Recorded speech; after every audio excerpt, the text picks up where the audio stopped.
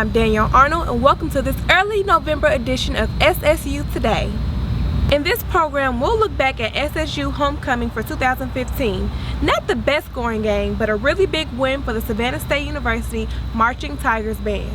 And we'll take a look at how the fire in Kennedy Fine Arts building sent students and faculty packing. How are they managing now? So let's dive right in. That fire at the Kennedy Fine Arts building caused a lot of trouble for a lot of people. The fire started in the band room, and that destroyed lots of instruments, as well as doing a tremendous amount of damage to the building. Worst of all, it happened just 3 days before the band was set to play at homecoming. Is there a silver lining here at all? Sylvia Alls shows us how the band rallied in the wake of disaster. The band room fire at the Kennedy building was scary and traumatic, and maybe the worst possible thing that could happen to the Marching Tigers band. They had been practicing for months to get their homecoming performance right, but this was bad news. Nearly all the band instruments were destroyed, and they lost their home. But the band wasn't about to give up. The morning after, a lone student showed up to practice anyway, even though he couldn't enter the building. Yeah, it's just an unfortunate event, Okay. But the band is in good spirit about it, That was Thursday morning. And then, some really good news. A local band instrument supplier, Portman's Music, donated instruments to the band. By Friday, the band proved once again they weren't about to lose courage. Their annual parade across campus during the homecoming festivities was a big hit. And that was a great segue into Saturday.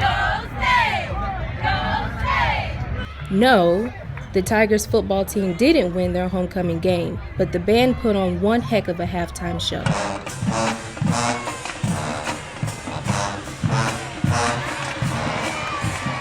The SSU marching band just got finished doing a wonderful performance, and even though their band room was just set on fire, due to their performance, we can tell that the morale is on the way up. The season's still not over for the Marching Tigers, but they head into the rest of the year with the confidence of knowing they can face just about any challenge and come out on top. I'm Sylvia Alls, SSU Today.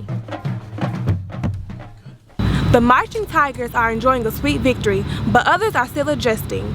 Here's a look at how faculty and students are coping. The cleanup crews are still working their way through the Kennedy building. There's a massive cleanup to do that will take months. Meanwhile, those who used to work there and go to class there have to spread out throughout the campus. One new place they've landed is here in the social science building. Faculty have had to make temporary offices here, and students are taking classes in new makeshift classrooms.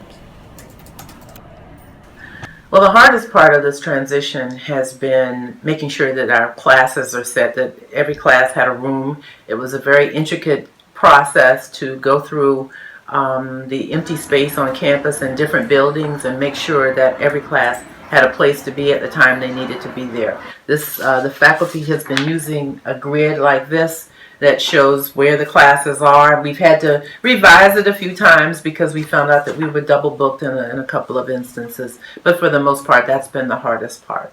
It's not exactly clear when the Kennedy building will be ready for classes and offices again. We're not sure when Kennedy will reopen. However, Whiting is open for faculty and students in 2016. Outside of the social science building, I'm April Beckham for SSU Today. And another development here, new trailers which are supposed to house JMC faculty and staff just arrived. They'll have to be wired for computers, electricity, and internet. They're supposed to be in use until at least winter of 2016. That's going to do it for this early November edition of SSU Today. I'm Danielle Arnold. Thank you for watching.